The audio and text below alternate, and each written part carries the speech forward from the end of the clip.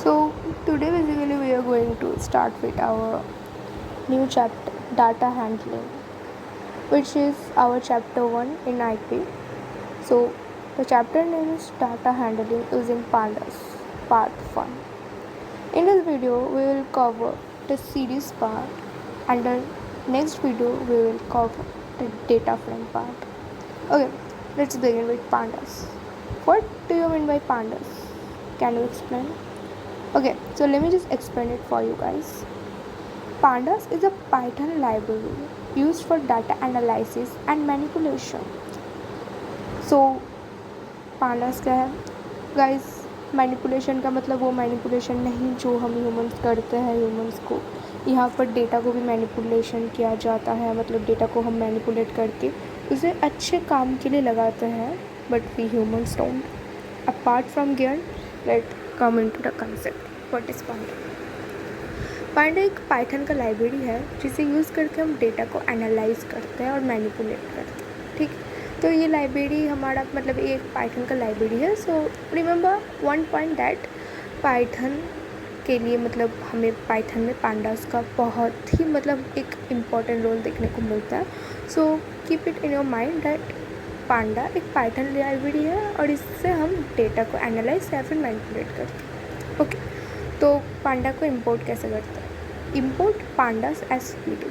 जब भी हम कोडिंग करेंगे तो तब हम ऐसे नहीं लिखेंगे पांडास पांडास, तब हम इसका एक शॉर्ट फॉर्म यूज़ करेंगे P D, and it is very important to use it. अगर आप कहीं भी कर लो कोडिंग, पाइथन कंपाइलर कहीं भी कर रहे हो तो आपको ये चीज़ लिखना बहुत ही ज़रूरी है कि import pandas as P D.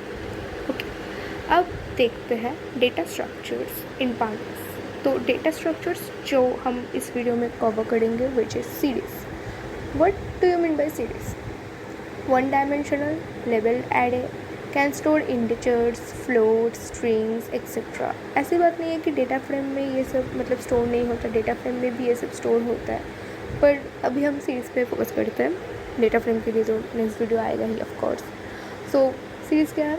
ये एक वन डायमेंशनल लेवल एरे है। ये वन डायमेंशनल इस वर्ड को ना एकदम दिमाग में रख लो, मतलब it is a keyword for series. It is one dimensional labelled array. Array तो आपका डेटा फ्रेम भी है पर that is not one. Okay, it is one D labelled array and it can store integers, floats, strings etcetera. अब देखते हैं कि series को बनाते कैसे। Let's create series. पहले हम अपना लिखेंगे import pandas as P T. अब लिखेंगे S is equal to P D dot series और हम यहाँ पर ब्रैकेट में लिखेंगे हमारा जो भी नंबर्स हैं 10, 20, 30, 40। ओके, वन थिंग आप लोग एकदम दिमाग में रख लो कि सीरीज़ का एस कैपिटल होगा। स्मॉल एस से अगर आप कोडिंग कर रहे हो तो आपको पेपर में भी ज़ीरो मिलेगा और आपके कंपाइलर में भी आपका कोडिंग में एरर आएगा। ओके, अब सीरीज़ को डिक्शनरी से बनाते हैं। See how to make it. अब फिर से वही सेम चीज़ S is equal to P D dot series. अब यहाँ पर हम पैरेंथेसिस दिए, पैरेंथेसिस के अंडर हम कर्ली ब्रेसेस यूज़ कर रहे हैं क्योंकि यहाँ पर डिक्शनरी का यूज़ कर रहे हैं हम। तो डिक्शनरी में आप सबको पता है कि वहाँ पर कर्ली ब्रेसेस यूज़ होता है। अगर किसी को नहीं पता है तो प्लीज़ जाके 11 के कंसेप्ट को क्लियर कीजिए, वरना आपको यहाँ पर बहुत सारी दिक्कतें आएंगे क्योंकि डेटा फ्रेम में तो पूरा ही डिक्शनरी है। मतलब डेटा फ्रेम को आपका सबसे ईजीएस्ट वे डिक्शनरी से ही करना होता है। ओके, तो कमिंग टू दिस, ए का हमारा वैल्यू है, यहाँ पर हमें डिक्शनरी में की वैल्यूज़ मिलता है। तो व्हाट इज़ की है? Keys A B C and values are 10, 20, 30। Okay, तो अब यहाँ पर हमें डिक्शनरी से भी पता चल गया कैसे सीरीज़ बनाना होता है। अब आता है स्केलर। मतलब स्केलर मतलब जिसका लाइक एक वैल्यू हो, any one value type of. Okay, देखता है क्या है। S is equal to P D dot series, parenthesis में लिखेंगे 5 which is our real value. अब यहाँ पर हम इंडेक्स सेट कर सकते हैं, जैसे कि हम यहाँ पर इंडेक्स देता है ए बी सी। लाइक हमारा इंडेक्स तो आपको पता ही है डिफ़ॉल्ट इंडेक्स में होता है 0, 1, 2, 3, 4 ऐसे ही होता है, पर यहाँ पर हम डिफ़ॉल्ट इंडेक्स का यूज़ नहीं करेंगे। हम यहाँ पर खुद से इंडेक्स दे रहे हैं ए बी सी। यहाँ पर ए के जगह पर आएगा 5, बी के जगह पर आएगा नैन, सी के जगह पर भी आएगा नैन, क्योंकि यहाँ पर कोई भी वैल्यूज़ नहीं था। तो यहाँ पर जो मतलब पांडा है, पांडा में हम ज़ीरो तो नहीं देख सकते, मतलब ज़ीरो हमें नहीं मिलता, वहाँ पर नैन लिखा जाता है, जैसे कि नन ऑफ द अबव होता है ना, उसी तरह। ओके, अब देखते हैं very important thing which is series attributes. So there are sort of 5 types of series attributes. Let's see them together. Index, values, data types, shape, size. Let me just explain it for you all.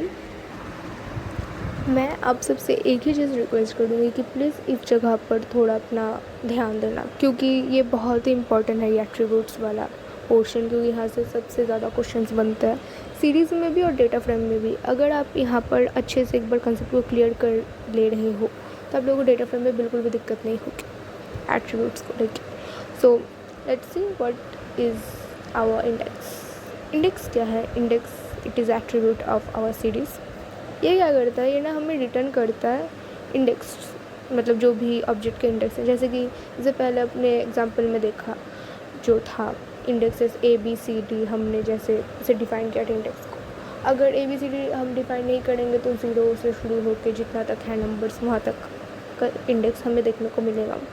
तो basically आपको क्या करना होगा, इस dot index ऐसे लिखना होगा, इससे ही आपको मिल जाएगा जो भी इंडेक्स है वहाँ पर। ओके, नेक्स्ट है वैल्यूज़। वैल्यूज़ प्रोवाइड करते हैं हमें जितने भी वैल्यूज़ है, जैसे कि आपने देखा था की वैल्यूज़ था वहाँ पर, की के साथ जो वैल्यू था जैसे कि 10, 20, 30, 40 जो भी था वो वैल्यूज़ हमें रिटर्न कर देता है। वैल्यूज़ हमें क्या लिखना होता है, सिंपली एस डॉट वैल्यूज़, इससे हमें मिल जाता है।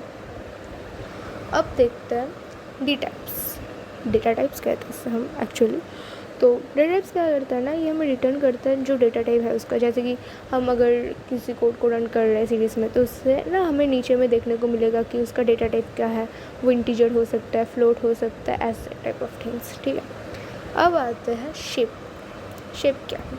शेप में आप लोग ऐसे समझो कि यहाँ पर ना हमें रोज़ और कॉलम्स कितना है उसका एक मिल जाता है।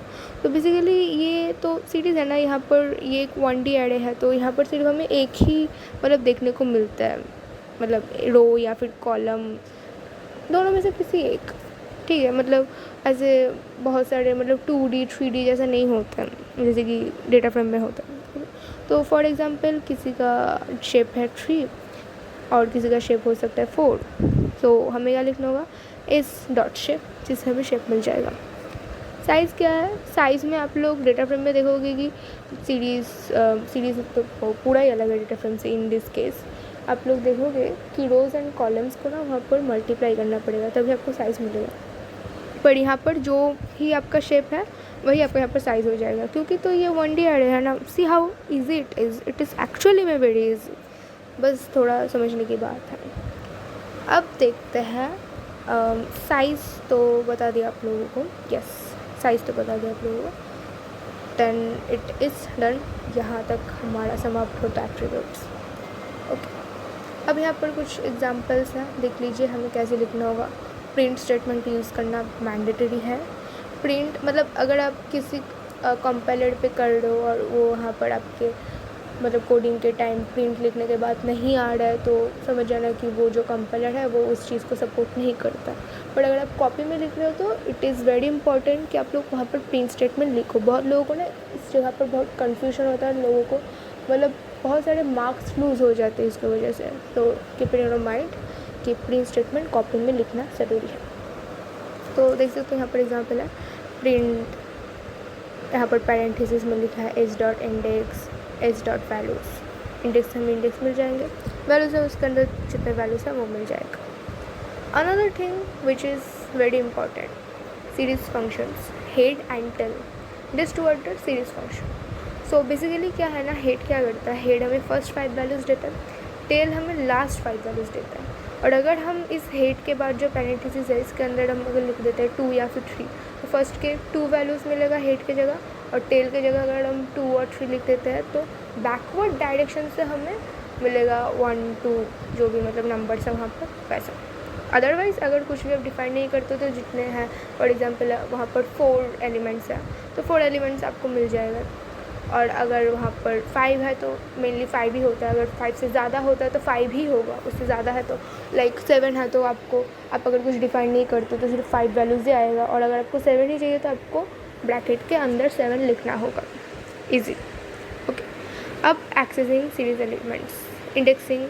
अगर आप यहाँ पर एस और यहाँ पर आप इस ब्रैकेट के अंदर 0 लिखते हो तो आपको इंडेक्स 0 का वैल्यू मिल जाएगा। फॉर एग्जांपल इंडेक्स 0 में हमारा है नेम रिया, तो हमें रिया नेम मिल जाएगा। अब लेवल इंडेक्सिंग, अगर आपने लेवल इंडेक्स दे रखा है, not that default index, you are not using that default index, like you are using ABCD वाला इंडेक्स, देन फॉर एग्जांपल एक इंडेक्स में दिया हुआ है आपका name Piya, then you will get the name Piya with this process.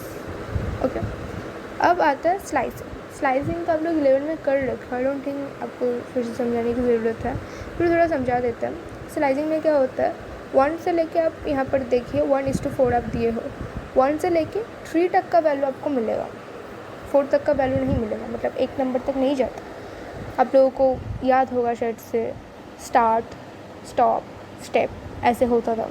Okay, तो या it is like that. अब मैथमेटिकल ऑपरेशंस देख लेते हैं। यहाँ पर है आपका addition, subtraction, multiplication, division. Okay, S +5 करोगे तो सीरीज़ के साथ आपका 5+ हो जाएगा, इस -2 करोगे तो यहाँ पर आपके सीरीज़ के साथ सब्ट्रैक्शन हो जाएगा 2 का, इस × 10 करोगे तो सीरीज़ के साथ 10 का इंटू हो जाएगा, इस बाई 2 करोगे तो सीरीज़ के साथ डिवीज़न हो जाएगा 2 का। ओके, वेक्टर ऑपरेटर्स देखते हैं।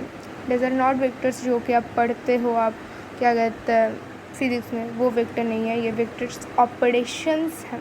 ओके, S1 + S2 करेंगे तो यहाँ पर फॉर एग्जांपल हमारे पास 2 सीरीज़ है S1 और S2। S1 के वैल्यूज़ है 1 2 3 4 और फिर S2 के वैल्यूज़ है 10 20 30 40। तो यहाँ पर मेनली अगर आप एडिशन करते हो तो पूरा प्लस होता जाएगा जो भी नंबर्स है।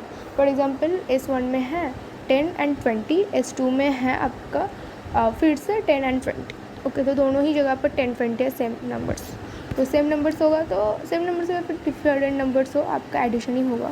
10 + 10 20, 20 + 20 40, that will be our total index, I mean total elements. Okay, अब सब्ट्रैक्शन में भी सेम होगा, सब्ट्रैक्ट हो जाएगा। That is for our vector operations. Okay, so या with this we end our chapters. Stay tuned for the data frame part.